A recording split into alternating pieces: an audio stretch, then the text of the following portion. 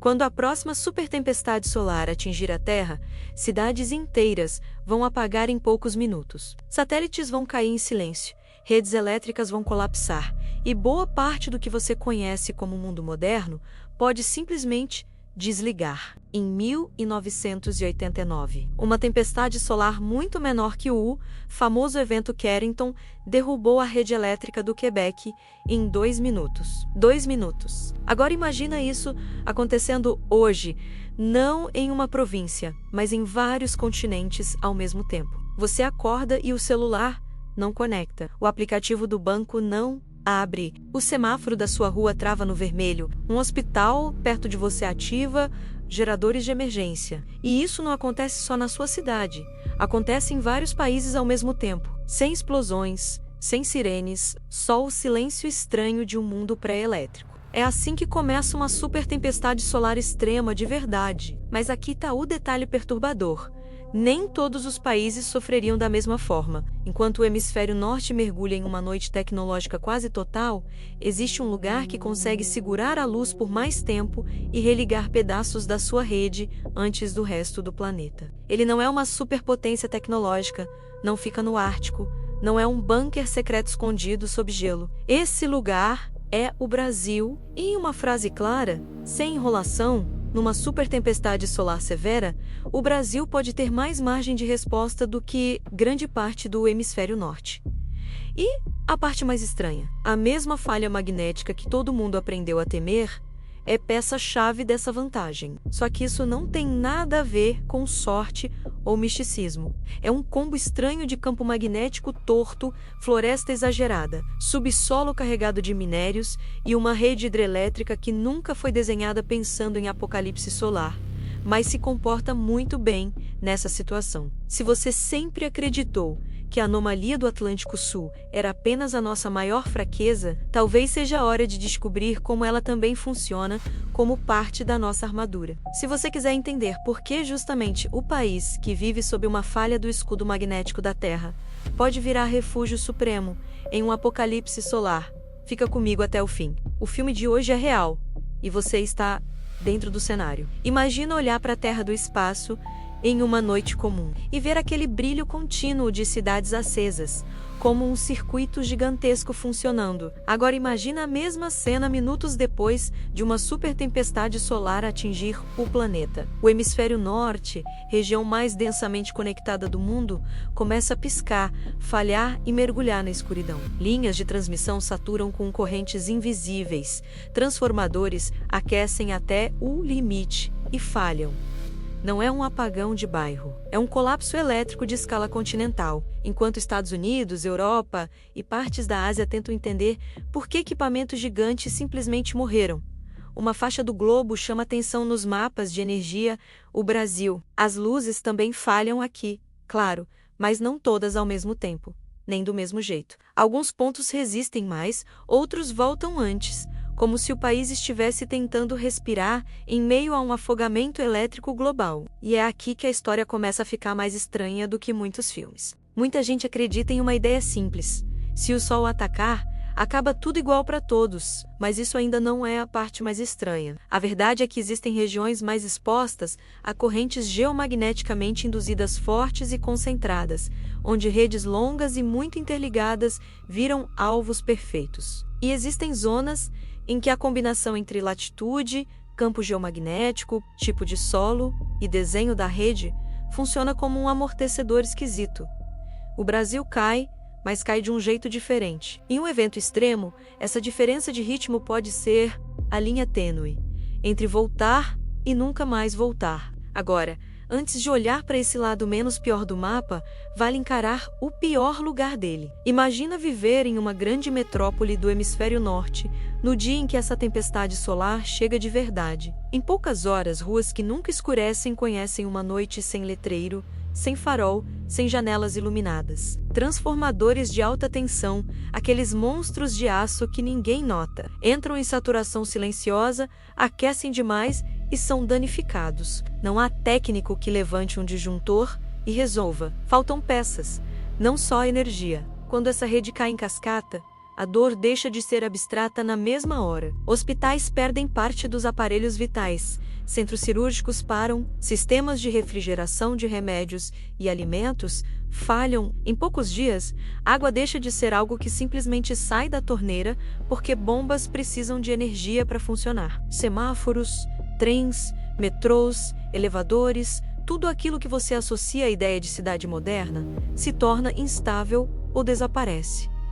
A frase "sem luz" muda de significado. E tudo isso acontece antes do verdadeiro ponto sem volta. A reconstrução de uma rede desse tamanho não se mede em dias ou semanas. Transformadores de grande porte não estão empilhados esperando catástrofe. Eles levam meses para serem fabricados e enviados. Uma supertempestade solar destrutiva pode empurrar regiões inteiras para uma espécie de século passado, só que com uma população que não sabe mais viver sem tecnologia básica. Enquanto isso, mais ao sul, o Brasil enfrenta o mesmo sol, mas com uma combinação de fatores que muda o jogo silenciosamente. É aqui que entra o personagem mais estranho dessa história, a anomalia do Atlântico Sul. Você talvez já tenha ouvido falar dela como um buraco no campo magnético da Terra, uma fraqueza em cima do Brasil. Satélites que passam por ali sofrem mais, instrumentos desligam, imagens saem cheias de ruído. A mensagem costuma ser: estamos num ponto frágil do escudo magnético. E essa parte é verdadeira, mas não conta tudo, porque fragilidade em órbita não significa vulnerabilidade idêntica para tudo que acontece no chão. O campo magnético da Terra não é uma bolha perfeita e lisa. Ele se parece mais com um casaco velho, torto, com áreas mais gastas e áreas mais resistentes. A anomalia do Atlântico Sul é uma dessas áreas estranhas, em que as linhas de campo se aproximam mais da superfície e deixam certas altitudes mais expostas à radiação. Isso complica a vida de satélite, sim, mas quando falamos de redes elétricas, o erro mais comum é achar que é a radiação direta que derruba tudo. Não é a radiação direta que derruba redes elétricas. São as variações do campo magnético que induzem correntes invisíveis no solo, chamadas correntes geomagneticamente induzidas. Essas correntes entram pelas linhas de transmissão como um pulso silencioso e começam a saturar transformadores gigantescos. Quanto mais intensa for a variação magnética, mais forte é a corrente induzida. E adivinha onde essas variações são naturalmente mais violentas? Perto dos polos magnéticos, justamente onde estão muitas das redes mais longas e interligadas do planeta. Pensa no campo magnético como trilhos invisíveis, por onde partículas energéticas preferem viajar. Em algumas partes do planeta, esses trilhos despejam mais energia em altas latitudes, em regiões com redes elétricas enormes e extremamente interligadas. Em outras, a energia encontra caminhos mais complexos, se espalha, se desvia, interage com diferentes tipos de solo. No Brasil, a combinação da anomalia do Atlântico Sul com a nossa posição geográfica faz com que parte da energia de certas tempestades seja distribuída de modo menos concentrado sobre determinados componentes críticos. Isso é exatamente o contrário do que o senso comum sugeriria. A intuição diz: se o escudo é mais fraco, o perigo é sempre maior. Em órbita baixa, isso é verdade, e a prova são os problemas recorrentes de satélites aqui em cima. Mas, olhando para o chão e para a rede elétrica, a história fica mais complexa. A tempestade interage com o campo com o solo com os cabos. Em alguns cenários, o Brasil apanha menos em um único golpe seco e mais em empurrões espalhados no tempo e no espaço. E, em um apocalipse elétrico, ganhar tempo é tudo. Se isso ainda parece abstrato, visualiza a cena como em um documentário de espaço. A Terra está envolvida por linhas de campo magnético coloridas e uma nuvem de plasma solar chega como uma onda incandescente. Nas altas latitudes, essas partículas mergulham com força, canalizadas para áreas onde o campo se abre mais. Auroras gigantes aparecem. Ao mesmo tempo, redes elétricas sofrem impactos violentos, com mapas mostrando manchas vermelhas intensas. Quando essa frente alcança a região do Atlântico Sul, o desenho muda. Em vez de um foco vermelho único sobre o Brasil, surge uma área de turbulência, com energia sendo redistribuída de forma irregular. Parte é desviada, parte se espalha, parte é absorvida de maneiras diferentes pelo sistema Terra. não é uma muralha impenetrável, mas também não é um buraco simples. É um colchão deformado que, às vezes, em vez de deixar tudo bater no mesmo lugar, espalha força, trazendo isso para o chão. As correntes induzidas no solo e nas linhas de transmissão brasileiras tendem a se comportar de forma menos concentrada do que em alguns corredores do norte. Em vez de um pico extremamente intenso, derrubando tudo de uma vez em enormes áreas, podemos ter padrões mais fragmentados de sobrecarga. Ainda é perigoso, mas abre espaço para algo que outros lugares talvez não tenham: oportunidades de religar trechos, ajustar, respirar em meio ao caos. Isso ainda é só a parte invisível da história. Se o céu invisível já trabalha assim, o que acontece na superfície do Brasil quando o sol exagera? É aqui que entra um personagem que você conhece desde criança, mas talvez nunca tenha visto como escudo: a floresta amazônica. Quando se fala em proteção contra ameaça espacial, a imagem mais comum é a de bunkers de concreto e tecnologia de ponta. Mas a maior floresta tropical do mundo funciona, em vários sentidos, como um bunker biológico. Camadas e mais camadas de folhas e troncos filtram e dispersam a luz. Dentro da floresta, a quantidade de radiação direta que chega ao solo é muito menor do que em uma cidade asfaltada e cheia de concreto. A umidade constante e o vapor de água criam um microclima que responde de forma diferente ao calor e à energia extra. Em cenários de aquecimento e aumento de radiação, isso pode significar a diferença entre uma região que entra em colapso rápido e uma que aguenta mais tempo. Temperaturas mais baixas no solo, maior retenção de água, proteção para espécies sensíveis. A Amazônia deixa de ser apenas paisagem e passa a ser parte ativa da capacidade de resistência do país. Não é um escudo perfeito, mas é, na prática, um ambiente muito mais amigável à vida em condições extremas do que várias áreas expostas. Agora, imagina essa floresta também como laboratório vivo. Espécies que lidam com extremos de luz, calor e radiação podem guardar mecanismos de defesa que ainda estamos começando a entender. Comunidades, centros de pesquisa e estruturas estratégicas instaladas em locais bem planejados se beneficiariam desse abrigo natural. A floresta, que tantos veem só como fonte de recursos ou pulmão do mundo, vira uma espécie de colete à prova de sol para quem entende o que está em jogo. E aqui vem um incômodo inevitável. Se a floresta faz parte desse escudo, cada hectare derrubado não é só uma perda de biodiversidade, mas uma peça arrancada da nossa própria armadura. Áreas preservadas se tornam, em um cenário extremo, bolsões de resiliência biológica e climática. De repente, proteger a Amazônia deixa de ser apenas uma questão de ética ambiental e passa a ser uma questão de sobrevivência inteligente. Mas a superfície é só metade da história. Enquanto a floresta absorve, filtra e protege, o subsolo brasileiro participa do mesmo jogo por baixo, lidando com correntes elétricas que a tempestade empurra para dentro da terra.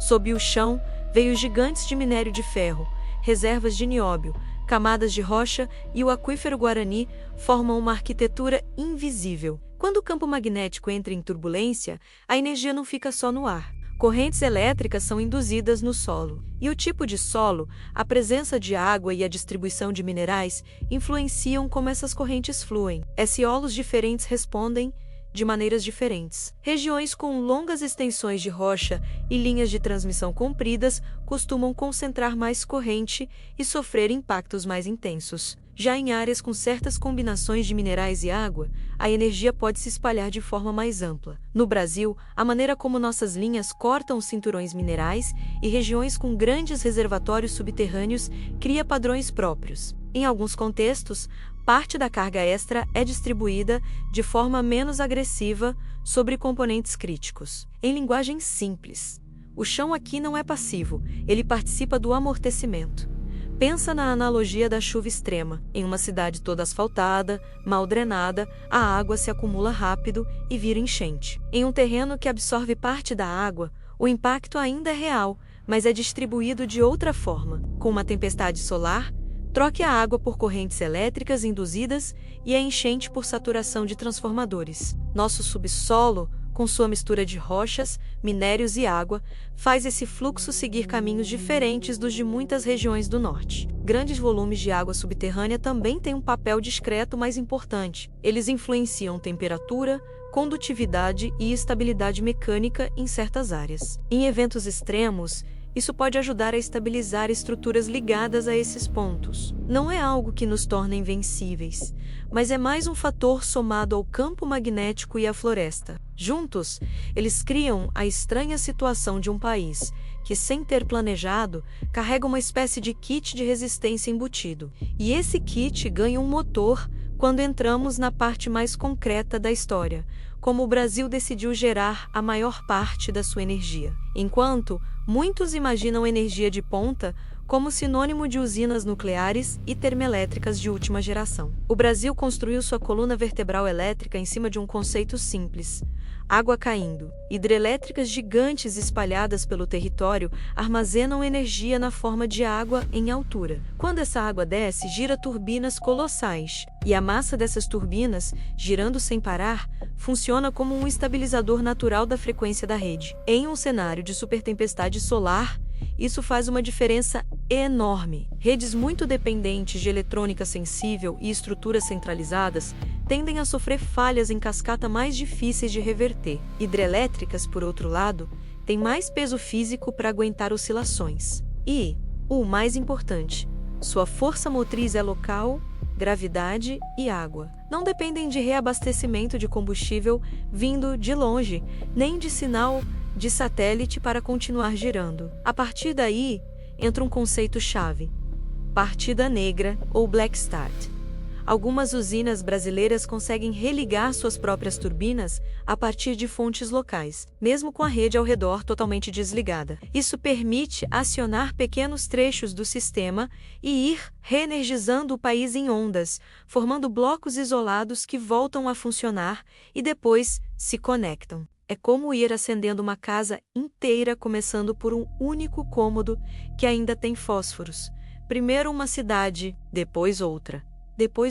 Em muitos lugares do mundo, essa capacidade é muito limitada. Redes altamente centralizadas, sem redundância de partida negra, podem ficar presas em um círculo vicioso. Precisam da rede para gerar energia e precisam de energia para religar a rede. O Brasil, com vários complexos hidrelétricos distribuídos, pode operar em modo ilha, religando regiões em etapas. Não é fácil, mas é possível. Em um planeta tentando acordar de um apagão solar, isso vale ouro. Com o tempo, essa capacidade se traduz em um mapa muito específico. Se você olhar o Brasil do espaço, dias depois da tempestade verá algo curioso.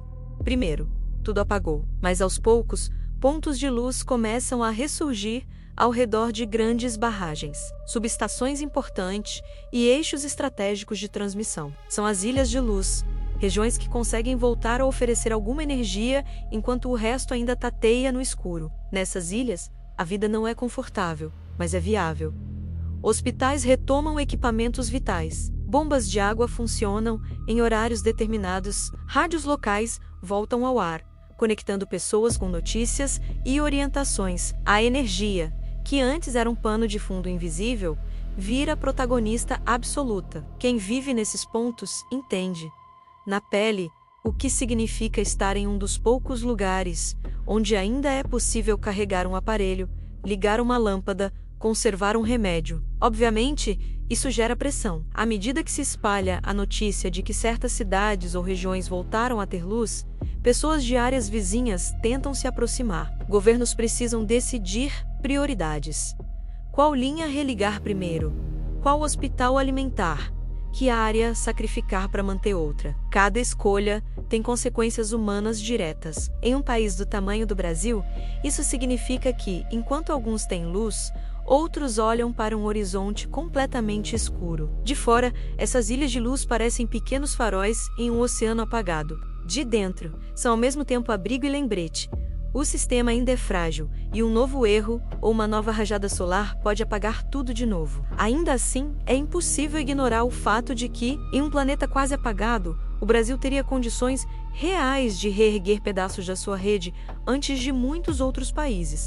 E isso ainda é só a metade da importância dessas ilhas. Quando você coloca dados e comunicação nessa equação, essas ilhas deixam de ser apenas pontos físicos com energia. Elas se tornam potenciais cofres de memória digital em um mundo que perdeu parte da sua infraestrutura de internet e armazenamento. quase tudo o que fazemos hoje deixa rastro em servidores. Dinheiro, documentos, fotos, conversas, pesquisas, registros de saúde. Se uma supertempestade danifica grandes clusters de data centers concentrados em certos países, qualquer lugar com energia estável e alguma conectividade passa a ser disputado. Se algumas dessas ilhas de luz brasileiras abrigarem ou passarem a abrigar centros de dados, o país deixa de ser apenas refúgio físico e se transforma em refúgio digital. Empresas, governos e instituições podem buscar aqui um lugar onde colocar cópias críticas de informações, enquanto reconstroem suas próprias infraestruturas. Não só porque o Brasil está aceso, mas porque o mapa magnético e a matriz elétrica reduzem, em alguns cenários, a probabilidade de um impacto igual ao de outras regiões. Na prática, isso se traduz em mais investimentos em infraestrutura crítica, maior presença de atores internacionais, debates sobre quem controla esses servidores e que regras valem em situações de escassez. Questões aparentemente abstratas, como soberania de dados, ganham urgência quando o número de lugares capazes de manter dados seguros diminui drasticamente. A equação passa a ser simples. Quem acende a luz também decide o que pode ser visto. Ao mesmo tempo, o Brasil é projetado para uma vitrine delicada. Quanto mais central somos na reconstrução, mais visados nos tornamos. Energia, dados e território se cruzam no mesmo mapa. A vantagem vem junto com pressão, expectativas e riscos. E toda essa conversa global só faz sentido se voltar para o nível individual. O que isso tudo significa para a sua vida? Imagina, de novo, acordar em um Brasil que passou por tudo isso. A energia voltou parcialmente. Às vezes pisca, às vezes aguenta. O rádio traz relatos de regiões que ainda não viram uma lâmpada acesa em semanas. O sinal de celular é frágil, mas permite algumas mensagens. O mundo que você conhecia continua existindo, mas está manco. E por um lado, você sente medo, por outro, percebe que poderia ser muito pior se estivesse em outro lugar do mapa. Os mercados não estão cheios, mas funcionam a racionamento de certos itens, adaptação de rotinas, uma releitura completa do que é conforto. Hospitais operam dentro do possível, salvando o que dá, priorizando o que é realmente vital. A vida segue, mas com um pano de fundo permanente. A consciência de que o sol, a qualquer momento, pode testar de novo as costuras do nosso sistema. Essa consciência muda tudo. Muitos brasileiros sempre tiveram a sensação de que moravam no lugar errado quando se comparam com grandes potências. Em um apocalipse solar, essa sensação se inverte. O país tropical, cheio de florestas, água e hidrelétricas, aparece como uma das melhores coordenadas do globo. Não porque seja perfeito, mas porque a combinação de geografia, natureza e engenharia joga a nosso favor em um dos poucos cenários verdadeiramente globais de risco. Saber disso com antecedência permite outra postura. Em vez de viver apenas com medo difuso, você pode escolher se informar, se preparar de forma inteligente e ver o Brasil com outros olhos. Entender que tipo de região tende a se recuperar primeiro. Perceber a importância de energia local, de comunidade, de informação de qualidade, dá valor ao básico: água, alimentos, conexão confiável, conhecimento científico acessível. Tudo isso deixa de ser tema distante e passa a ser parte da sua própria estratégia de vida. E talvez o ponto mais curioso seja este: nada disso é misticismo ou roteiro de streaming. É ciência, probabilidade e geopolítica se encontrando. Se você chegou até aqui, já entendeu que, em um cenário de supertempestade solar, o Brasil não é figurante, é palco principal. Então eu te pergunto, sabendo disso, você prefere continuar encarando esses temas como simples curiosidade ou como um tipo de conhecimento que pode, um dia, fazer diferença real? Entender o universo, o Sol e o campo magnético da Terra não é só hobby de quem gosta de astronomia. É aprender a ler o contexto em que a sua vida está inserida. Se esse vídeo fez você olhar para o Brasil com outros olhos, mais como refúgio estratégico do que como lugar errado, talvez seja hora de ir além. No primeiro comentário aqui embaixo, o canal deixou o link para um material especial chamado Mistérios Proibidos do Universo. Lá, a gente aprofunda o que a ciência já suspeita sobre o começo, o fim e o sentido da nossa existência nesse cosmos instável. Se você quiser continuar essa jornada em outro nível, o caminho tá ali. E se você quiser ver o espelho escuro desta história, assim que este vídeo acabar, clica no documentário que está aparecendo na tela agora. Por que o Brasil virou o alvo mais vulnerável do Sol? Nele, a gente mostra o mesmo país sob a mesma anomalia do Atlântico Sul, mas pelo outro ângulo, como possível maior ilha de escuridão do planeta em um cenário de apocalipse solar.